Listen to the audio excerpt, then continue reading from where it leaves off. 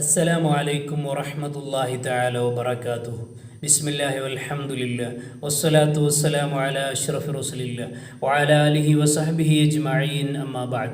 അല്ലാഹുമ്മ സ്വല്ലി അലാ സയ്യിദിനാ മുഹമ്മദിൻ വഅലാ ആലി സയ്യിദിനാ വമൗലാനാ മുഹമ്മദ്. പ്രിയമുള്ള മുഹിബ്ബീങ്ങളെ, സഹോദരങ്ങളെ, വിദ്യാർത്ഥികളോടാണ്, അധ്യാപകന്മാരോടാണ്. പ്രിയമുള്ളവരെ, നാം എല്ലാവരും ചിന്തിക്കേണ്ടത് ഇന്നത്തെ അധ്യാപന രീതികളും ഇന്നത്തെ വിദ്യാർത്ഥികളുടെ രീതികളും വളരെയേറെ വ്യത്യസ്തമായ ഘട്ടങ്ങളിലൂടെ, വളരെയേറെ പ്രതിസന്ധി നിറഞ്ഞ വഴികളിലൂടെയാണ് കടന്നു പോകുന്നത്. അദബ് തീരെ കുറഞ്ഞ കാലമാണ്. മര്യാദ തീരെ നഷ്ടപ്പെട്ടുകൊണ്ടിരിക്കുന്ന ആ ഒരു പ്രത്യേക സാഹചര്യത്തിലേക്ക് നമ്മൾ പോവുകയാണ്. വിശുദ്ധമായ ഇസ്ലാം അദബിനും മര്യാദയ്ക്കുമൊക്കെ വലിയ സ്ഥാനമാനങ്ങൾ കൽപ്പിച്ചു നൽകുന്നുണ്ട്.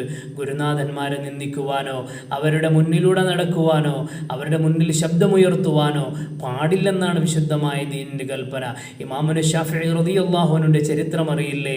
മഹാനവറുകൾ അവിടുത്തെ ഗുരുനാഥൻ്റെ മുന്നിൽ പുസ്തകത്തിൻ്റെ പേജ് മറിക്കുമ്പോൾ ശബ്ദമുണ്ടാക്കിയിരുന്നില്ല എന്ന് ചരിത്രം പറയുന്നുണ്ട്.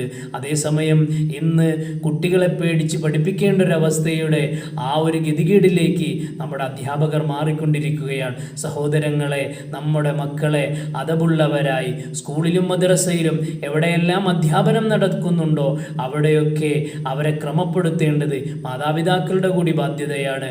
അവരെ ചിട്ടപ്പെടുത്തേണ്ടത് അധ്യാപകരുടെ ഉത്തരവാദിത്വം കൂടിയാണ്. അള്ളാഹു എല്ലാവർക്കും നല്ലത് മനസ്സിലാക്കാൻ തൗഫീഖ് നൽകട്ടെ. ആമീൻ ബിറഹ്മതിക യാ അർഹമർ റഹീമീൻ. അസ്സലാമു അലൈക്കും വറഹ്മത്തുള്ളാഹി തആല വബറകാതുഹു.